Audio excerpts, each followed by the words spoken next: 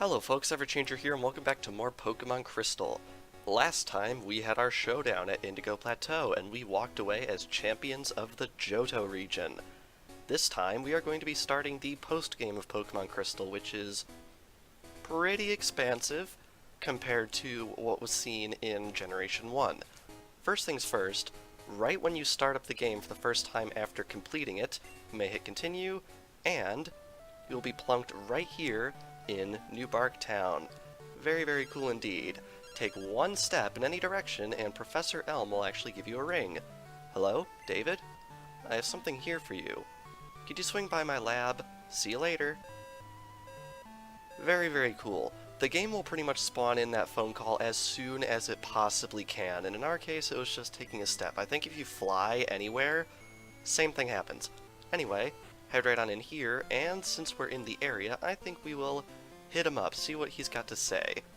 David, there you are. I called because I have something for you. See? It's an SS ticket. Now you can catch Pokemon in Kanto. This is not the Kanto that we're familiar with. It's not just that little section of Kanto.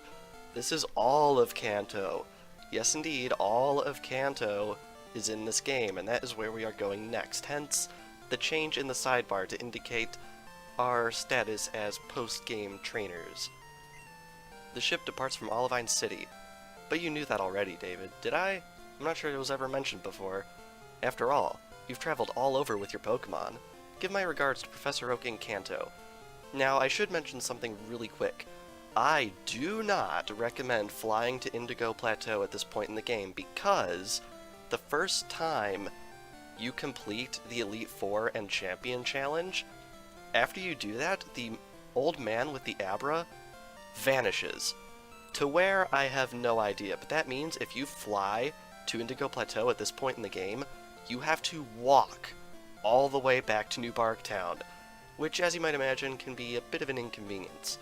Anyway, next up, there is actually something else that changes in the world of Johto once you complete the game. For that, we are going to be heading to Goldenrod City. And here we are. Now, this is only in Crystal. It is not in Gold or Silver, and I don't believe it's in the remakes either. On Wednesdays and Saturdays, a man will spawn in approximately this location, right in front of the Goldenrod Game Corner. He is the series' first instance of a move tutor, which is basically a special character that can teach moves to your Pokemon that they would not be able to get otherwise. Really, really cool. Anyway, on Wednesdays and Saturdays, he will spawn in right here, and he will teach your Pokemon Flamethrower, Thunderbolt, or Ice Beam for 4,000 coins each.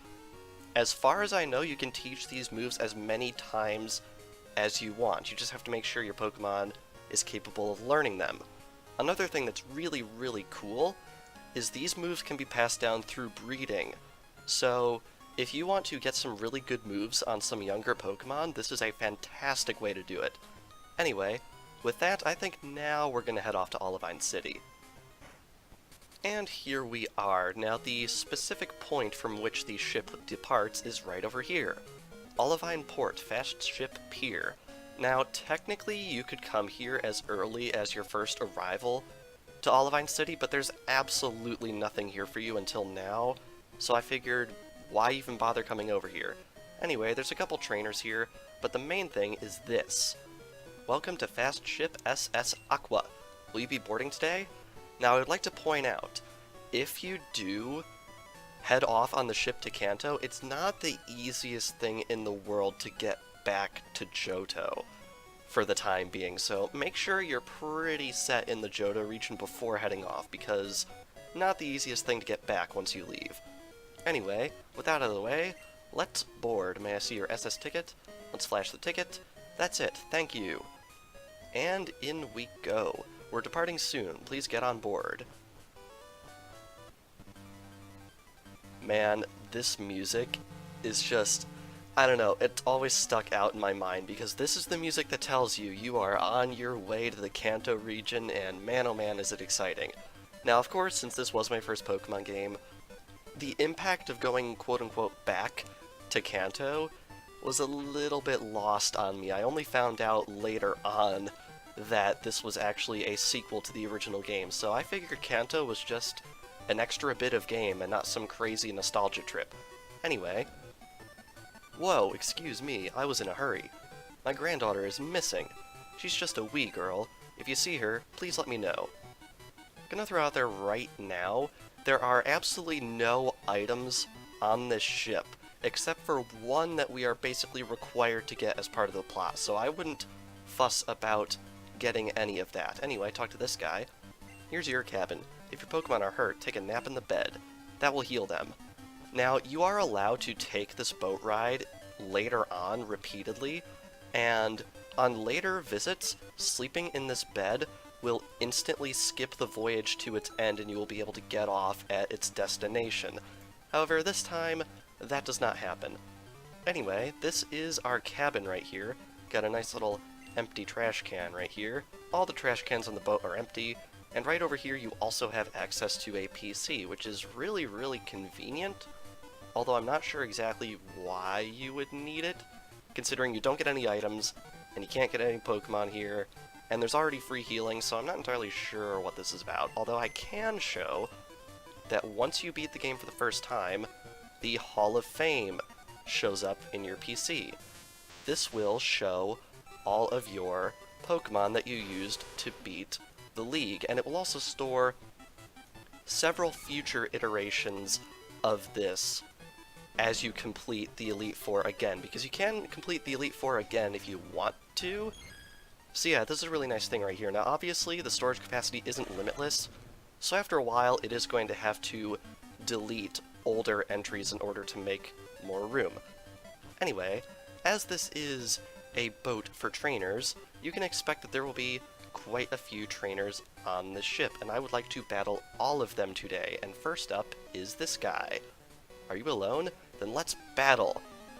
Alright, let's do this. It's been quite a while since we've had an actual normal battle, because man, oh man, that last episode, episode 42, was intense for recording, like my word. I feel like I've probably got almost 6 hours put into that video if you take into account all the grinding, teaching moves, giving items, buying items, planning out, road mapping, things like that. That episode took a ton of work, but I think it wound up being really, really good, even though it was slightly longer than I would have liked. I think it's more of a gift to the viewers, as it were. Anyway, as you can see, these trainers aren't really the strongest thing in the world, and that brings me to something. The level curve from here on out is going to be, quite frankly, abysmal. So just be prepared to maybe get stuck into having to grind for levels at some point later in the adventure, because, oh boy, it's not balanced properly.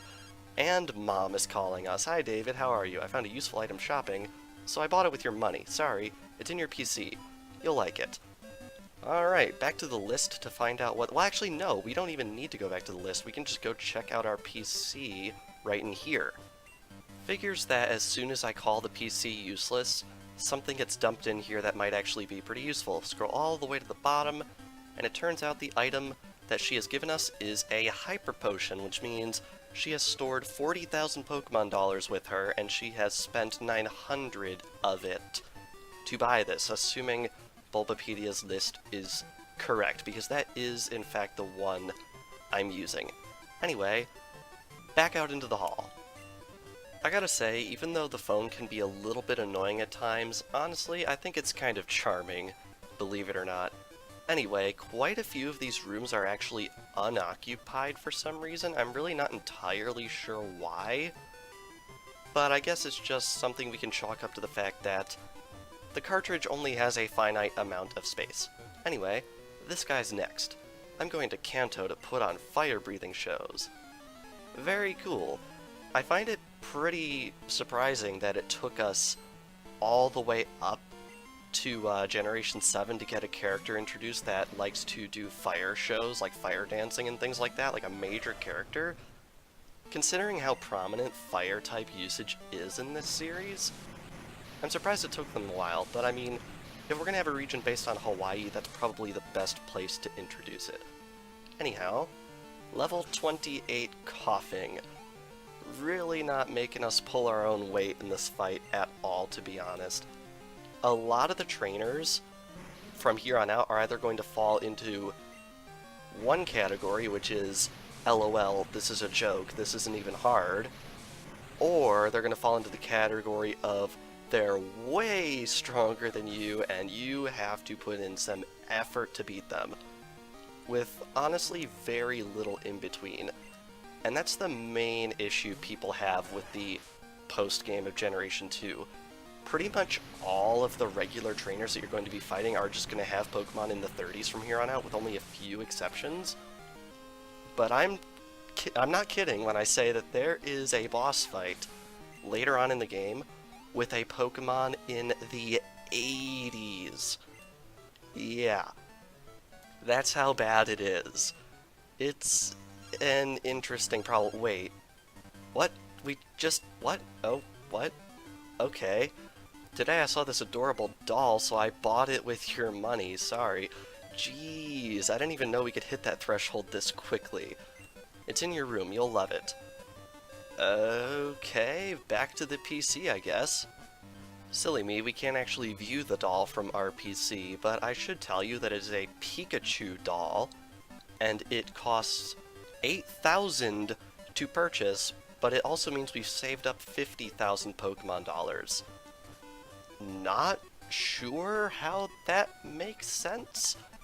My only guess is that we hit the threshold for 40,000 in the Elite Four and maybe reception isn't good there. So it only gave us the prompt for that now. But yeah, that's a little weird how it gave us that Hyper Potion and then the Pikachu doll immediately after. Very, very strange. Anyway, here we have Delibird. In my opinion, probably one of the worst Pokemon ever, because Delibird's main move is called Present. That move will randomly either deal damage, and not a lot of damage, honestly, when it hits, or it will heal the target. I believe the healing chance is right around a quarter of the time. So yeah, it's a very strange move, and in my opinion, it's probably one of the worst ones in the game, mainly due to its randomness. You think I'm a baby? That's not fair. I didn't say anything. Did you hear me say anything? I don't think so. I just called your dad's Pokemon a piece of garbage. Anyway, we have Meg and Peg.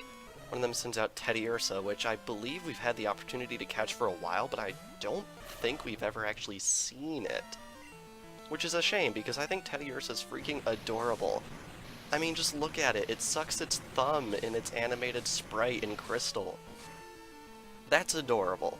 You can't tell me that's not adorable, because it is. Come on. Anyway, Feraligatr gets level 47, which is very nice, and it's trying to learn Screech, which I am not going to learn simply because I hate the way it sounds. It makes my ears bleed, and as someone who wears headphones while recording and editing this series, I don't want to be exposed to that move any more than I have to. Anyway, next up is a Phanpy. Again, low 30s, nothing really too major. Now, it's worth noting you do not have to fight any of the trainers in the cabins. They're mainly just here as a bit of a distraction or a way to train a little bit, although honestly, low 30s doesn't really bode well for actually training Pokemon at this point in the game. But they're there, but you're also allowed to skip them if you want to, although why would you skip them? I find this area to be one of the most memorable areas in the game, just because of, like, the music and the fact that you're going to freaking Kanto. That's awesome. Anyway, we meet again. Oh, hello. I still can't find my granddaughter. If she's on the ship, that's okay. God, do you think she, like, jumped off? Lord. She's an energetic child, so she may be bugging someone. I'm worried. Yep, we still have to go on a search for the granddaughter. That is the main quest in this area, although we're about to be introduced to another little side quest. This area has a couple of little side quests associated with it, and I always found those to be very memorable. Anyway, reused code from Ecruteak City. Let's talk to you. Hey kid, can I get you to look for my buddy? He's goofing off somewhere, that lazy bum. I want to go find him, but I'm on duty right now. We need to go find this guy's buddy, otherwise he will not let us pass. But worry not, because it's probably the easiest search and rescue that you've ever heard of. He's in this room right here. He would not be here until you talk to the guy downstairs. Yeah, I'm a sailor, alright. I wasn't goofing off. This cabin was vacant, so I just took a quick nap. Ah, forget it. Let's battle. And, of course, you have to fight him. This is the only trainer on the ship that I believe you're outright required to fight on this floor. This is Sailor Stanley. Sends out Machop. Very nice. Send out for Alligator, and honestly, you can probably imagine how this battle's gonna go. Low 30s. Strategy is basically just surf, feint, surf, feint, surf, feint. That's basically how this is going to go. Now watch, he's going to pull out something that Surf is just really not good on, and then I'll have to eat my words. But honestly, in general, that's how fights on this ship are going to go. Next up we have Machoke right here, and is anyone surprised? Surf. And I will be very, very, very surprised if this thing survives this attack. Let's see here, and down it goes. Very nice. Get a big chunk of experience for that. Very good. And next up is a... oh, wow, it's a Psyduck, so I guess I was kind of right. A switch would be prudent, so I think we're going to switch over to our ever-beautiful, shiny Electabuzz. Man, I just love having this shiny Electabuzz. I've played Crystal a lot, and the only other time I've actually been able to run with a shiny Pokemon from the Odd Egg was actually one time I had it hatch into a shiny Pichu. Because honestly, in previous playthroughs of the game, I never soft resetted for anything specific. So I just got lucky one time, and it gave me a shiny Pichu. Unfortunately, that Pichu is now gone because my cart is, unfortunately, out of power. Sorry, it's all my fault, he says. A likely story. Being a sailor, I have to do physical labor. It's exhausting. Oh, don't I know, I spent all day today lifting and carrying things. Anyway, loop right on around this way, and we are now allowed to head back into the lower deck, and this guy will let us pass. Thanks, kid. I chewed him out good, so we'll quit slacking off. A little girl? I may have seen her go by here. I mean, of course, we've scoured everywhere else. Anyway, down here we have a community sleeping area? I don't know. This is such a bizarre area to me just because whenever I think of big open areas with tons of bunk beds on a ship, I think of like a pirate ship, which is obviously not what this is. Anyway, there's nothing in here, thank goodness. Talk to this guy. Ugh, I'm seasick. Well, at least he's not as far along as that one guy back in yellow. He hasn't filled anything into that trash can yet. This is Juggler Fritz, because his stomach is on the fritz, apparently? I don't know, that was kind of stupid. Anyway, he starts off with a Mr. Mime, which is level 29, so let's just end this quickly. I say quickly, but honestly, Surf is probably one of the longest battle animations in the entire game. So, yeah. Alright. Next up, we have another Machoke. I think we will switch over to Espeon because I love Espeon. Plus, now that it has Psychic, we need to take advantage of that fact because Psychic is one of the best moves in the entire game, and it is really, really nice to have. Any future times that we come across PP up items, we're probably going to use them in Psychic because it does only have 10 uses to it. And I'd really like to boost that as much as I can. Alright. Up next is a Magmar, which is interesting, so I think we will switch over to Marowak, because I want another opportunity to use that Earthquake. Because Earthquake's another move that's just so satisfying to use. I mean, it's so powerful. Like, look at that. It looks powerful. Sheesh. Anyway, there's no question that's gonna KO. Very good. And down goes yet another trainer on our adventure on this boat. I can't move anymore, he says. What does he say afterwards? No more ships for me. Next time, I'm taking the magnet train. You do that, buddy. I'm sure there's nothing particularly wrong with that plan. Anyway, I figured I should mention, because it's pretty interesting, if you go over to the Pokegear, this is where you appear on the map while you're on the boat, and it took me a long time to realize that that is a boat as viewed from the front. It's like, I don't know about you guys, but it looks like a bearded man wearing a hat. I promise. You'll see it at some point if you don't already. Anyway, right over here, we have another room right here, which I assume is a dining car, which is also optional, so I think that lazy trainer is like the only one you are outright required to fight on the entire boat. Nothing beats a battle when I'm on my break. Alright. I don't think this is the same guy, though. Let's see. Nope, this is Sailor Jeff. That's always a fun, satisfying name to say. It's simple, to the point. Jeff. Makes you think of a bespectacled, intelligent youngster. At least, that's what I think of whenever I hear it. Anyway, standard stuff right here, I guess. I mean, I don't know. You can only use surf so many times before you run out of things to say about it. Anyway, up next we have another Eradicate. You know what? I think I'm just going to switch over to Crobat. Crobat seems like a pretty decent choice for this. And I think we're just going to use Wing Attack. Now, I have to consciously remind myself Wing Attack is in the first slot, because otherwise I will forget. I'm not the brightest tool in the shed when it comes to short-term memory. I'm sure I've had some very interesting slip-ups with forgetting things in series past. Win or lose, my break's over. Alright, and with that, I believe we only have this one last trainer left. I'm so bored. Want to battle? Absolutely. Now, I don't know why these people say boat rides are boring. I think boat rides are cool. They always keep you on your toes. Anyway, starting out, I believe the last fight on this boat, we have a Sea King, which is actually not a great matchup for my Feraligatr right here. So I think Surf is going by the wayside, and we're just going to switch immediately into our very, very punchy Electabuzz. I know when I came up with this moveset for our Electabuzz, I knew it wasn't the most interesting thing in the world, because it's literally just 4 of the, I think, 6 punches in the entire game. But I mean, I could only come up with so much, and honestly, Electabuzz, it can learn all 3 elemental punches. You kind of wanted to teach it all the elemental punches just to say you did. And I know the developers will agree with me, because that's exactly what they did with a certain Electabuzz in Pokemon XD if you play your cards right.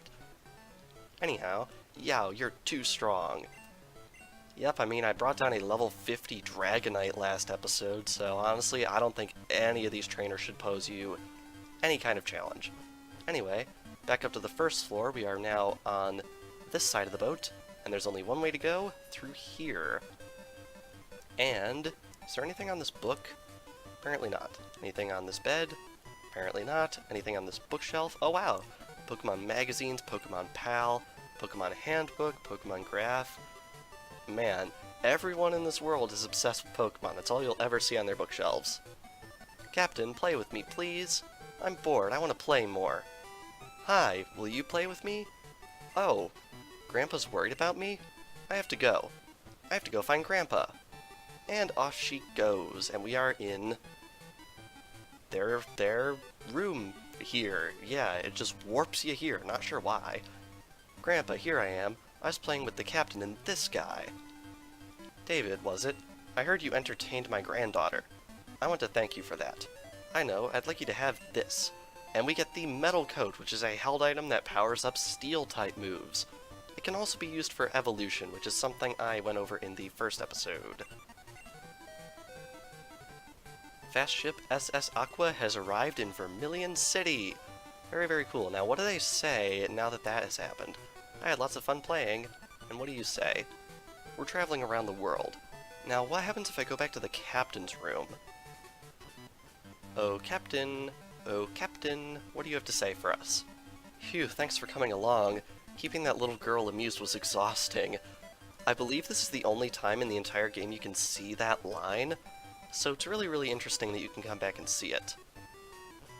Anyway, with all that done, there is nothing left to do on this boat for the time being, so come right on over here, speak to this sailor.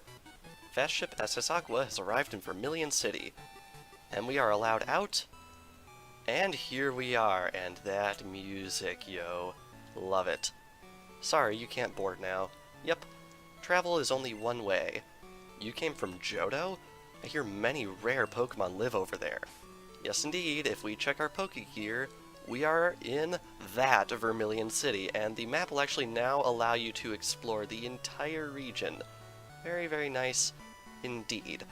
Now, one thing I should note about the SS Aqua, you can take that ship on later travels to other regions if you want to. Not sure how it passes through that route to our west, but that's a moot point. The SS Aqua will go from Olivine City to Vermilion City every Monday and Friday, and it will go from Vermilion City to Olivine City every Sunday and Wednesday. And as of right now, aside from walking from Indigo Plateau, that is the only way to travel between the two regions. It's also worth noting that each way on the voyage will have a different set of trainers on it, so I do plan on showing that at some point later. And those two sets of trainers are different than the one we just fought, so in total there's 3 sets of trainers. The first voyage, and then each direction voyage later. And believe it or not, these voyages are repeatable multiple times, and you can fight the trainers on each voyage, even the same voyage every day. So you could go from Vermilion to Olivine, then fly to Indigo Plateau or Vermilion City or wherever, take the voyage again, and battle the trainers again. So it's a pretty good way to grind, but it is restricted by the day. And as a reminder, if you just want to make the voyage go by like a snap of a finger, all you have to do is sleep in the bed. Now, this is the source of a relatively amusing glitch involving the move Teleport. If you travel to any region with the SS Aqua and you use Teleport, it will send you to the Pokemon Center of the region you arrived in. So if you take the boat to Johto and then teleport, it will send you to Olivine, and if you take the boat to Kanto and teleport, it will put you in Vermilion. However, if you take the boat, disembark, and lose a fight, it will actually send the player to their cabin on the boat for some reason. There is another method for directly traveling between the regions, and this phenomenon does not happen there. Really not sure why that is. The fast ship sails on Wednesdays and Sundays every week. Yep, they give you every single day schedule here, and I believe they also give you the Johto schedule in the Olivine port, which is really nice.